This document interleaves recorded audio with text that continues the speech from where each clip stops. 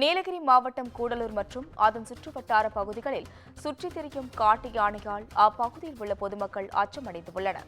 வனத்துறையினர் யானையை விரட்டி அடித்தாலும் சில நிமிடங்களிலேயே திரும்பி வருவதாக பொதுமக்கள் குற்றச்சாட்டு தெரிவித்துள்ளனர். இதுகுறித்து கூடுதல் விவரங்களை வழங்குவதற்காக செய்தியாளர் அன்பழகன் இணைப்பில் உள்ளார். வணக்கம் அன்பழகன்.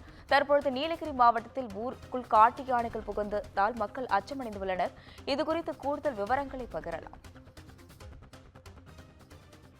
வணக்கம் அஸ்வினி. நீலகிரி மாவட்டம் கூடலூர் அடுத்த பாரந்தூரை மரக்கமுலா போன்ற பகுதிகளில் கடந்த சில நாட்களாகவே இப்பகுதியில் காட்டு யானைகள் தொல்லை நாளுக்கு நாள் அதிகரித்து வருகின்றன.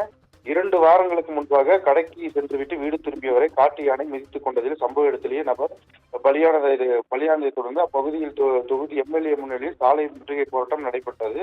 வனத்துறை அதிகாரிகள், அரசு அதிகாரிகள் மூலம் பேச்சுவார்த்தை நடத்தப்பட்டு யானைகளை ஊருக்குள் வரவிடாமல் தடுப்பதற்கு முழு நடவடிக்கை எடுக்கப்படும், பகுதியில் உள்ள அகழியை சீரமைக்கப்படும் என வாக்குறுதிகளை அரசு அதிகாரிகள் வனத்துறையினரும் உறுதியளித்திருந்தனர். இருந்த போதிலும் காட்டு யானைகள் வனப்பகுதிகளில் உணவு இல்லாமல் மக்கள் வசிக்கும் பகுதிக்கு உணவு தேடியும் தினம் பகுதிக்கு உலா வருவதால் மக்கள் இடத்தில் மிகுந்த வேதனை அளிக்கிறது. அவ்வப்போது காட்டு யானைகள் கண்காணித்து வரும் வனத்துறையினர்கள் வாகன ஒலிபெருக்கி மூலமாகவும் பட்டாசுகள் வெடித்தும் யானையை விரட்டி அடிக்கின்றன.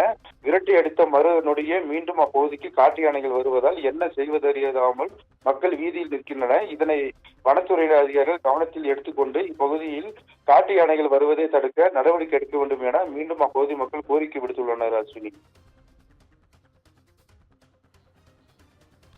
விவரங்களுக்கு நன்றி அன்பழகன்.